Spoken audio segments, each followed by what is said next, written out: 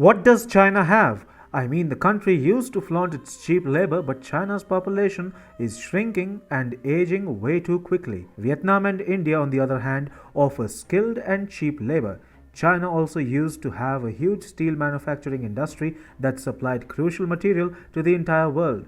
But with shortages of coal and power, China is going to face steel shortages too. Yes, China did have one monopoly: rare earth elements, and it was important given their various uses and applications. But guess what? China is using this monopoly as well.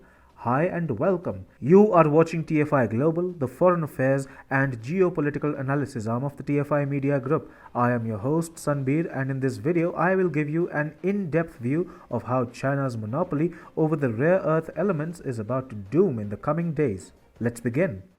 A modern day human being cannot envisage his life without rare earth elements. You may have heard of them. They are the suite of 17 elements used for manufacturing semiconductors, batteries, and defense systems. They are used in almost every modern product, including cigarette lighters, headphones, mobile handsets, CD players, computers, loudspeakers, guided missiles, camera lenses, night glasses, hybrid car batteries, electric vehicles, and even satellites. So, China's monopoly in the sector favored Beijing at large. If China happened to be at odds with any country, it would have exploited its dependence on the Chinese rare earth supply. But tides are changing after all. So, the point is that every modern economy craves the supply of rare earth elements, also referred to as REE. If you lose access to these crucial elements, your economy can literally come to a grinding halt. Sensing this, China deliberately jumped in to build an effective monopoly in this sector. In 2010, China held over 95% share of the global rare earth supply sector. Almost every part of the world was using Chinese rare earth supplies. Even today, European Union gets 98% of its rare earth supply from the communist country. The US too imported 80% of its rare earth minerals from China in 2019. Some of the world's biggest economies thus show dependence on the Chinese rare earth sector. But things are changing now, and China's monopoly in this sector is about to be doomed. The demolition of the Chinese rare earth monopoly started in Japan. In 2010, Beijing decided to use its rare earth monopoly against Japan following a territorial dispute. But as it would turn out, rare earth elements are no oil and they cannot be weaponized.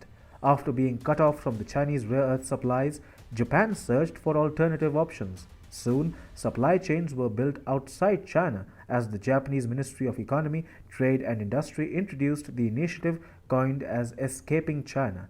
As it turns out, rare earth elements are not so rare after all, and they can be mined outside China. Central Asia, the United States, India, Australia, South Africa, Brazil, Chile, Vietnam, and Mongolia, all of them have considerable rare earth reserves.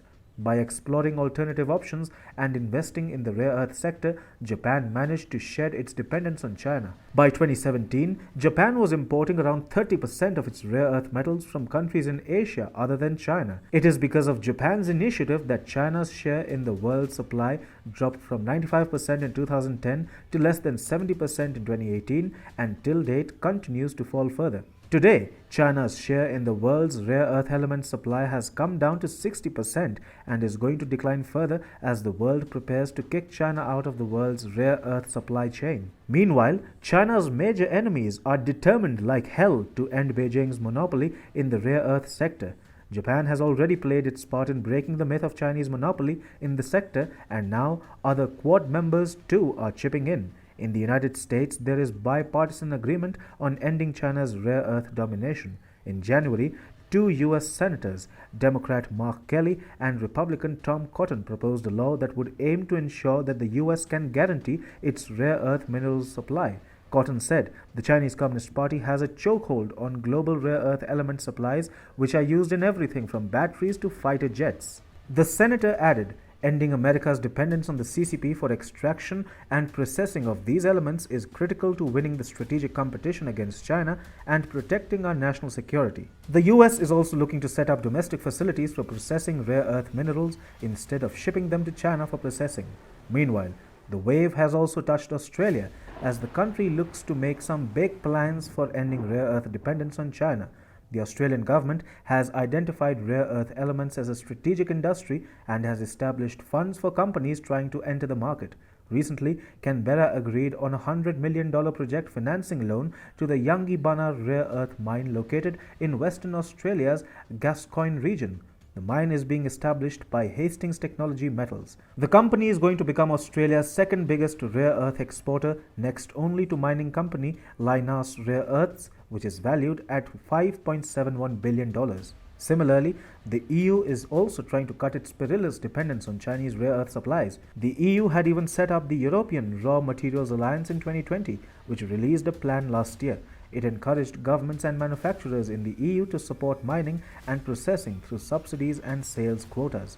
It identified 14 projects in Europe that will require investments of around $2 billion. The point is that China may still be dominating the rare earth market, but the world has discerned that it can with ease decouple from China and get rid of its dependence on Chinese rare earth supplies in just a short stretch of time.